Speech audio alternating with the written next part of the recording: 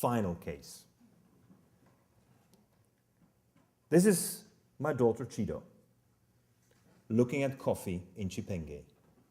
Zimbabwe, where she's from, has been boycotted particularly by the European Union and particularly by the UK because of Mugabe's policies.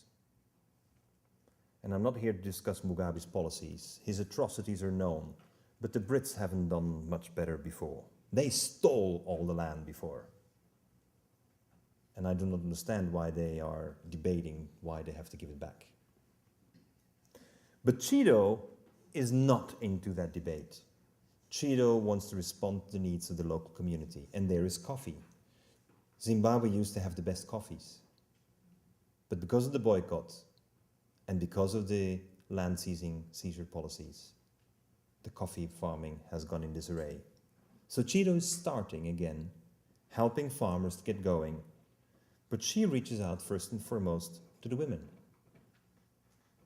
And what she's doing is she's saying, farm the coffee, give me the waste. And in the waste of the coffee, 500 women in Chipinge get trained on how to use the coffee waste to generate the mushrooms as food security. Women empowerment means dancing together when you're happy and you see that there are solutions.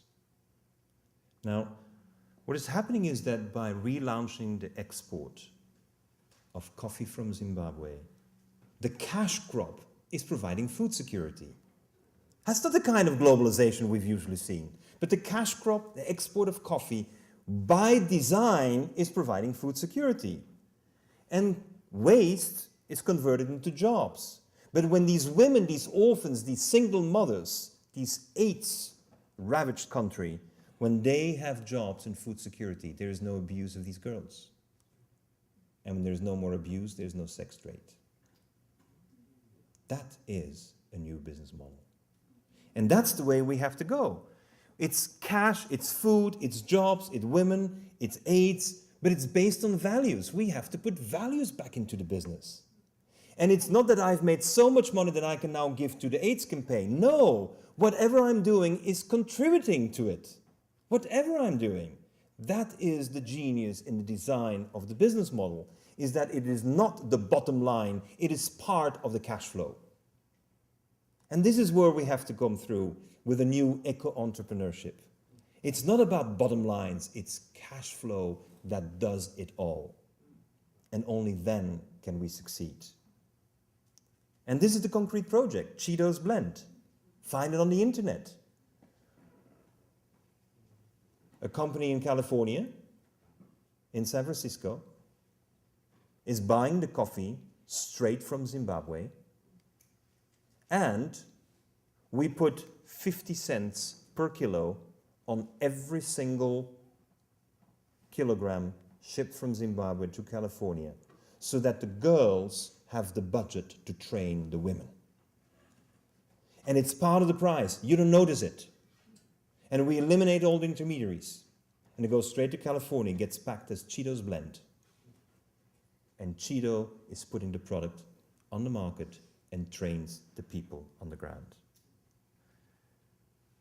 I presented this to Nestlé, to Kraft, and to Starbucks. And all three said it's not part of their core business, including Starbucks. But Heineken, the beer company, and Sara Lee, you may know, they have now agreed, and Chido has been training the last year. She's been in Mozambique, in Cameroon, in Congo, Rwanda, and Tanzania, with the support of these companies.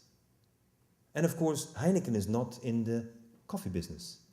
It is in the beer business. But the waste of the beer is the same that you can also use to grow the mushrooms. And so as a result, we now finally see a breakthrough. Chido was with me in Korea, and we presented it to the Koreans. There's an opportunity to rethink the business model. That green economy can include, yes, it can include values, and it can reach the unreached. If everything is used that today we waste in coffee, tea, pruning, straw, and cups, you can generate 50 million rural jobs. 50 million, just in that. And you generate 16 million tons of food. 16 million tons of food being generated on something that we don't use today. That is generating methane gas because it's rotting.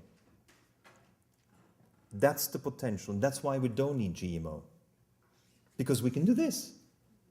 This is much more efficient than any GMO could ever offer.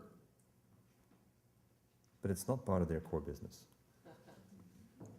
To conclude, with the wisdom of my mentor in Japan in 1980, some dream to escape reality. Others dream to change reality forever. What we have to do is change reality forever. Please, nothing less. Thank you.